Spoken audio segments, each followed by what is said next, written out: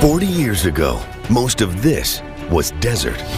Now there's a glittering metropolis, the fastest growing desert city on the planet, Dubai. When I first came here, none of this existed. It was one huge big desert. Building a city like this in one of the hottest, inhospitable places on Earth seems impossible.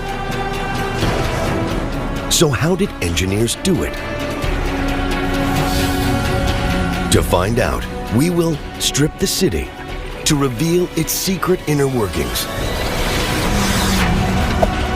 and expose the ingenious technology that allowed engineers to build this jewel in the desert.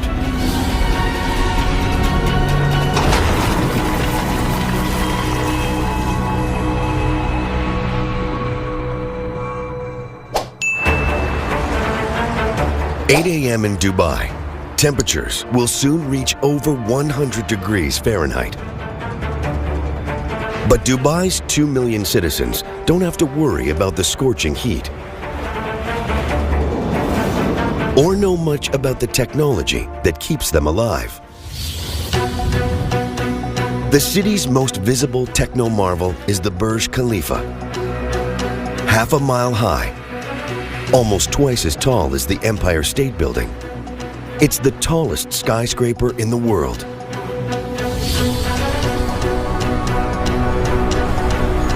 Tearing away its glass skin reveals a hive of activity. Up to 35,000 people can live and work in this gigantic greenhouse. What stops them from being roasted alive? The short answer?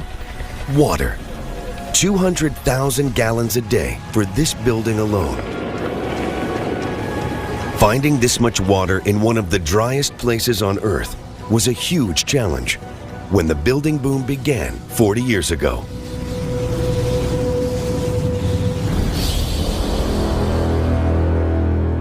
There are no rivers in the city and hardly any rain. Yet Dubai is awash with water. How is this possible? Hey there, subscribe to my channel and also press this bell icon. The answer lies 50 miles to the east in the Hajar Mountains.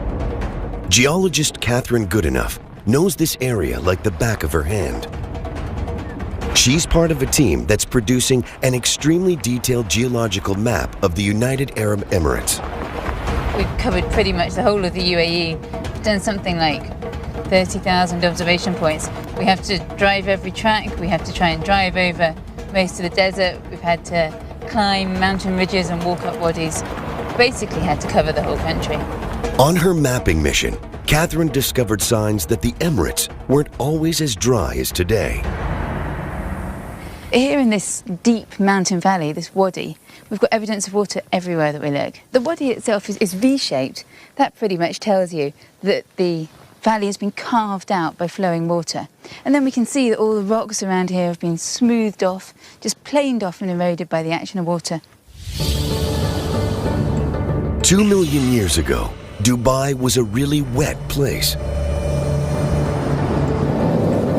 Where the skyscrapers stand today, mighty rivers flowed through a lush, fertile floodplain.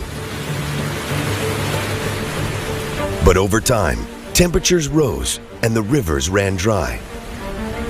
As the desert swallowed the area, the water seeped away. But it didn't all vanish.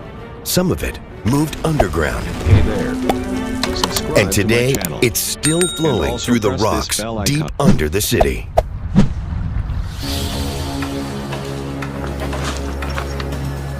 When the water's flowing through the wadis, of course, it's flowing really quickly. But once it gets underground, it starts flowing around between sand grains and pebbles and so on. Moves much more slowly. And also, of course, it can't evaporate as easily because it's not on the surface. So that water can stay there in the ground for thousands of years. And that provided the original source of water for Dubai. The ancient water kick-started Dubai's explosive growth. But it's no longer enough to quench the thirst of this expanding metropolis.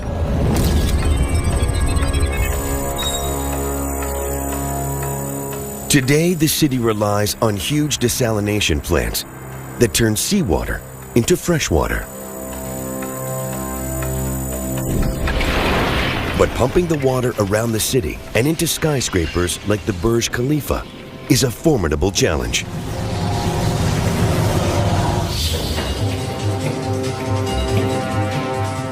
Engineer John Zwetz has overseen the installation of water networks into many of the city's towers. If we're able to just look at the water distribution infrastructure, one would see a myriad, almost like a spaghetti bowl of pipes. Water is distributed to every corner, at every floor, at every level.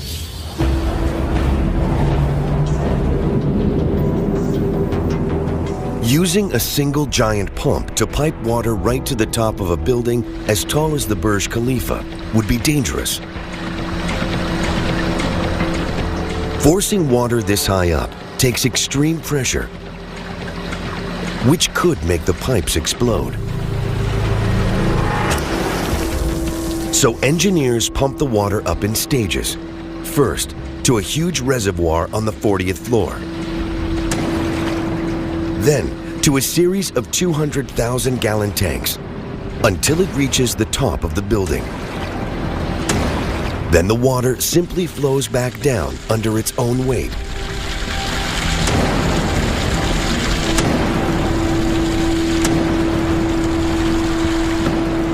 Almost 250,000 gallons of water a day pass through the building, enough to keep its inhabitants happy.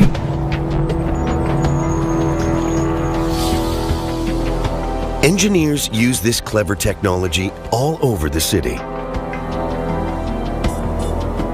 Today, John's team is finishing up the water network in the Princess Tower, the world's tallest residential building.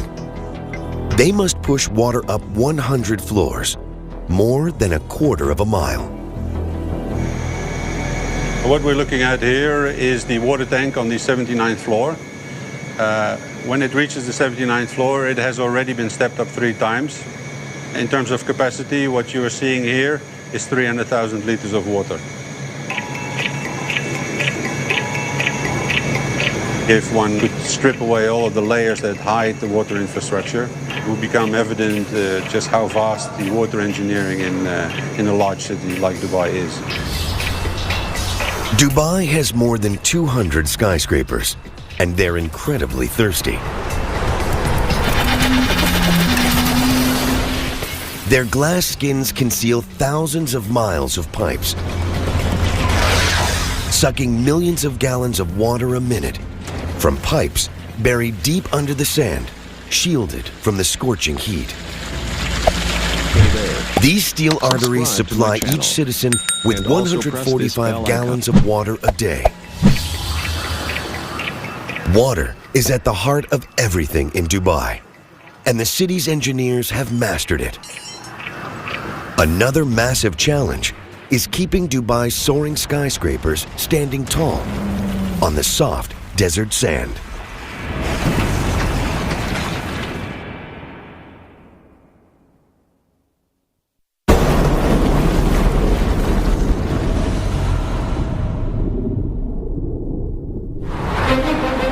This is the most impressive street in the Middle East, Sheikh Zayed Road in Dubai. It's crammed with over 50 skyscrapers, more per block than in Manhattan. Each tower weighs up to 250,000 tons.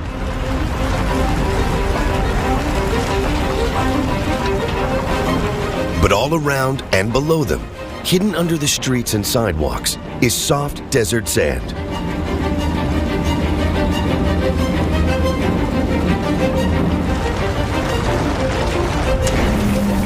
The big challenge for Dubai's engineers is to stop these towers from toppling over.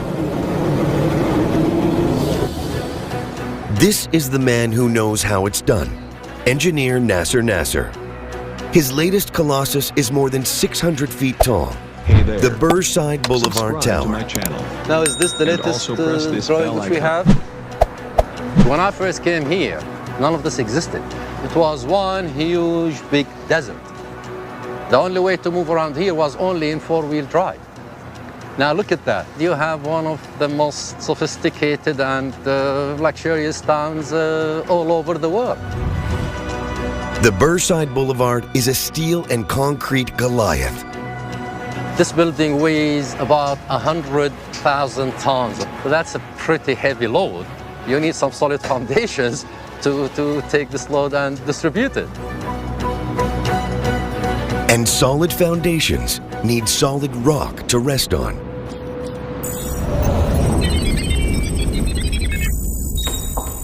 East of the city, in the Hajar Mountains, geologist Catherine Goodenough reveals the origins of Dubai's bedrock.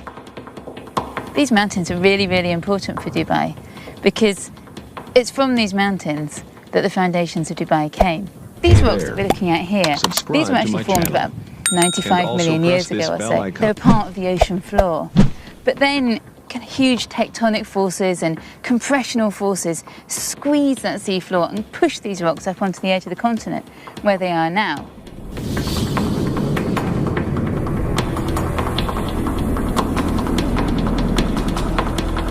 "30 million years ago, a crash of two continental plates thrust the Hajar Mountains 2 miles upwards.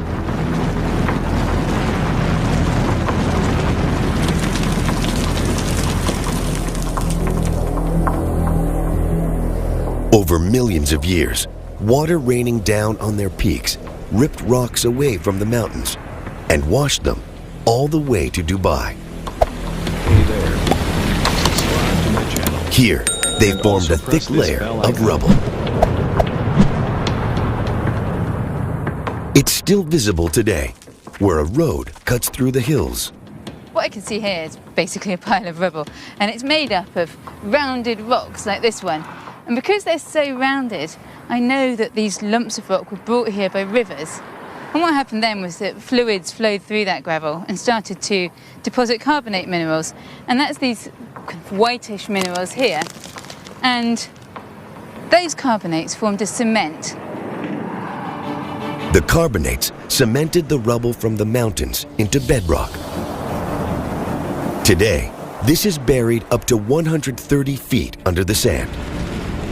That's why Dubai is one of the toughest places in the world to build skyscrapers. In normal countries, you have the bedrock at a very shallow depth. So then you go into it a few meters, and that would be the length that you require to hold the high rise. This is actually what we are dealing with here when we design. We have to worry about these sands, which are either loose or cemented. I mean, we're talking about such conditions existing until about 25 or 30 meters below the ground. To reach the bedrock, Nasser's team must drill through 115 feet of sand.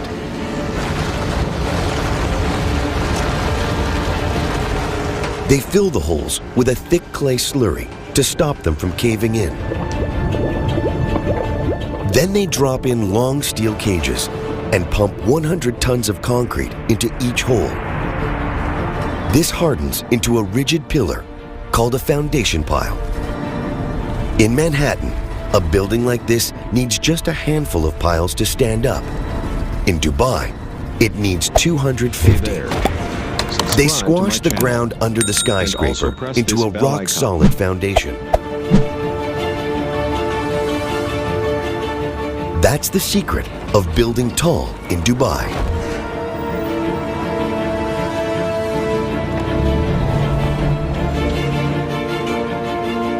If you actually can visualize it and just look deep into the ground now, you would be actually looking at a concrete jungle with huge poles of 1 meter size. We have about 250 of them under this tower, and they stretch down to about 36 to 40 meters deep. A building like the Burj Boulevard needs over 75,000 tons of concrete. Casting it in the desert heat is nearly impossible. Imagine in the summer, the temperature outside rotates around 50 degrees Celsius. Now, that is a lot of heat. If you start in the morning, for example, and you hit the high temperatures at 12, 1, 2 o'clock, then your concrete will simply be spoiled. You cannot. You're going to have such big cracks, you're going to have to destroy it. Cracks can cause buildings to crumble, so Nasser's team always works through the night to keep Dubai's skyline growing.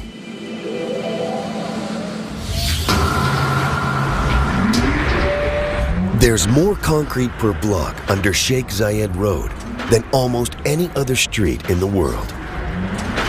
But without these piles, Dubai as we know it would not exist.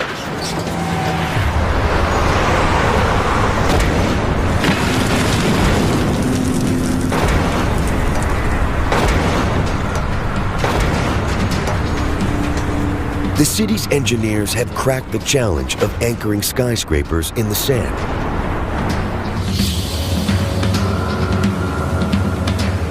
But they must also protect them from the ferocious desert wind.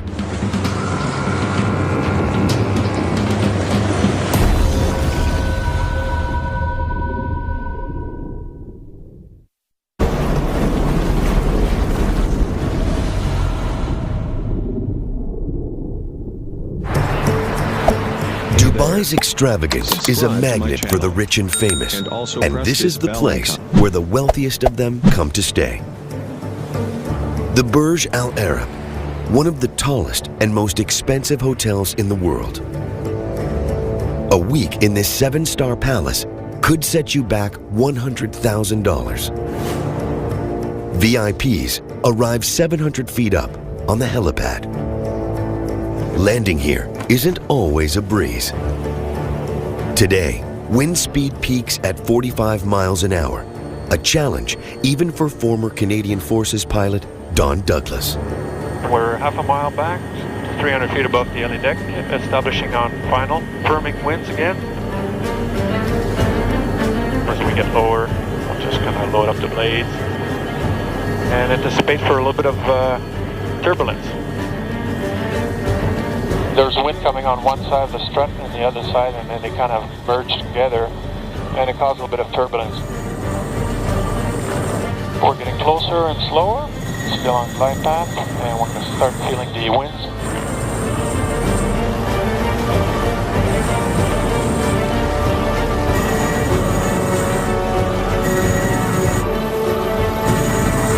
Hope you enjoyed it. Was that too turbulent? Hey there. Subscribe to my channel and also press this bell icon.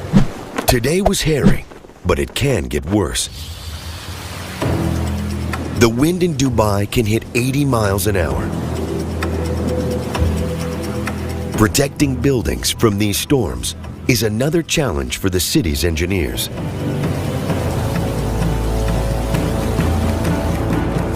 And this is the place where they come to test their designs.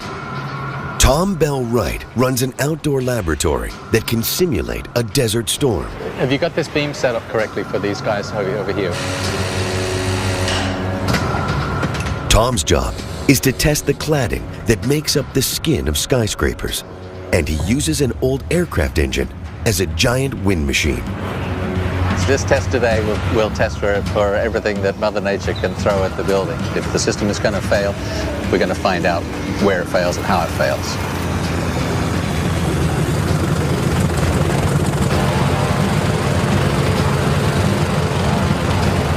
As he brings it up to full speed, it will be generating about 145 kilometers per hour. The crew add water into the mix, so even tiny cracks in the panels show up. If the inspectors spot just a trace of water inside, the design will fail.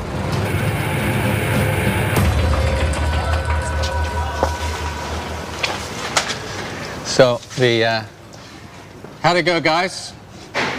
All good, I'm told. So that's that test out of the way. This dynamic test is a great test that representative of the real weather that we get. It's the kind of forces that buildings have to be built to resist.